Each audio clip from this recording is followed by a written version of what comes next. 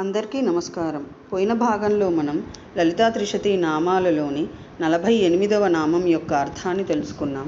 ఈ భాగంలో మనం 49వ నామం యొక్క అర్థాన్ని తెలుసుకుందాం. అస్మద్గురు దివ్యచరణారవిందాభ్యాం నమో నమః. అశేషజనమోహినీం అరుణమాల్యభూషాంబరాం జపాకుసుమభాసురాం జపవిధౌ స్మరేదంబికాం. శివాయ గురవే నమః. శ్రీగురు పదాంబుజములకు సభక్తికమైన ప్రణామాంజలి సమర్పణతో లలితా త్రిశతి నామ సంఖ్య 49. ఓం ఈక్షణ సృష్టాండ కోట్యై నమః. ఓం ఈక్షణ సృష్టాండ కోటి. ఇది 8 అక్షరముల నామము. ఈ నామముతో మనము అమ్మవారికి సభక్తికముగా నమస్కరించుచున్నప్పుడు ఓం ఈక్షణ సృష్టాండ కోట్యై నమః అని పలుకవలెను. ఈక్షణ సృష్టాండ కోటి భావి కార్య పర్యాయలోచనము చేత అనంత బ్రహ్మాండములను సృజించునది అని అర్థము. అండకోటయ అనగా అసంఖ్యాకములైన బ్రహ్మాండములని అర్థము. భూత భవిష్యత్తులను కాలభేదము చేత కోటి శబ్దమునకు బహువచనము చెప్పబడినది. సంసారము అనాది అగుట చేత ఈ క్షణము చేత అనగా భావి కార్య పర్యాలోచన చేత పరమేశ్వరి అనంత బ్రహ్మాండములను సృజించుచున్నది. కావున ఆమె ఈక్షణ సృష్టాండ కోటి అని స్థవనీయమగుచున్నది.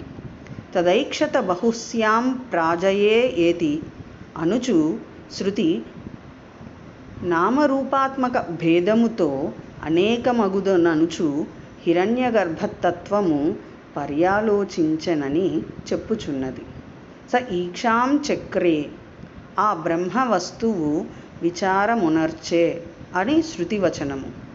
ఆత్మావా ఇదమేకమగ్ర ఆసీత్ అనుచు సృష్టికి పూర్వము ఆత్మ ఒక్కటియే ఉన్నదనియు ఆత్మ కంటే భిన్నమైనది కదలునది మొదలునది ఏదియూ లేదనియు ఆ పరమేశ్వరుడే లోకములను సృజించెననియు శృతివచనములు ఉద్ఘోషించుచున్నవి.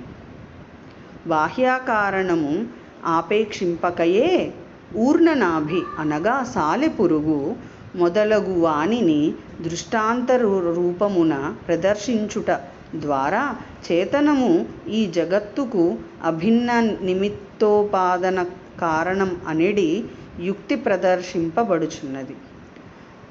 ప్రకృతిశ్చ ప్రతిజ్ఞా దృష్టాంతానువరోధత్ అని బాదరాయణులు ప్రతిజ్ఞా దృష్టాంతములను బట్టి ప్రకృతి పరమేశ్వరుని కంటే భిన్నురాలు కాదని బ్రహ్మసూత్రములోని ఈ సూత్రము ద్వారా నిర్దేశించియు ఉన్నారు.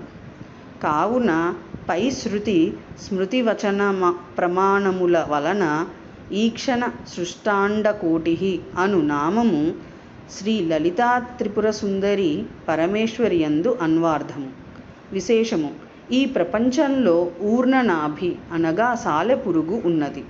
అది తన నోటి అందలి జిగురు పదార్థముతో సాలెగూడును నిర్మించుకొనును.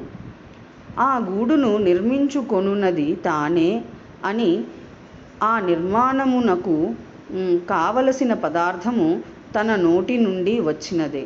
అన్యకారణాపేక్ష ఆ సాలీడుకి లేదు. అటులే పరమేశ్వర చైతన్యం కూడా.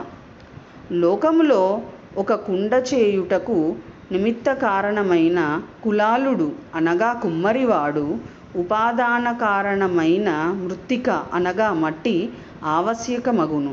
కానీ ప్రపంచ నిర్మాణ విషయములో నిమిత్త కారణము ఉపాదాన కారణము రెండునూ పరమేశ్వరుడే. ఏలననగా బ్రహ్మ కంటే భిన్నుడైన కర్త లేడు. బ్రహ్మ భిన్నమైన పదార్థము లేదు. కావున బ్రహ్మ ఈ ప్రపంచమునకు అభిన్న నిమిత్తోపాదన కారణమని శృతి యుక్తి ప్రదర్శన పునఃసారముగా చెప్పి ఈ సృష్టికి భిన్న నిమిత్తోపాదన కారణము పరమేశ్వరుడు లేక పరమేశ్వరి అని విస్పష్టము గావించినదని తెలియనగును. పరమేశ్వరి యస్య నిరాపేక్షణక ఇచ్ఛామాత్రము చేతనే ఈ బ్రహ్మాండములను సృజించుచున్నదని భావము. ఓం ఐం హ్రీం శ్రీం ఈక్షణసృష్టాండకోట్యై నమః. శివశక్తిరూపాయ నమః శివాయ. ఓం ఐం హ్రీం శ్రీం శ్రీమాత్రే నమః. సర్వం శ్రీ సద్గురు దివ్యచరణారవిందార్పణమస్తు.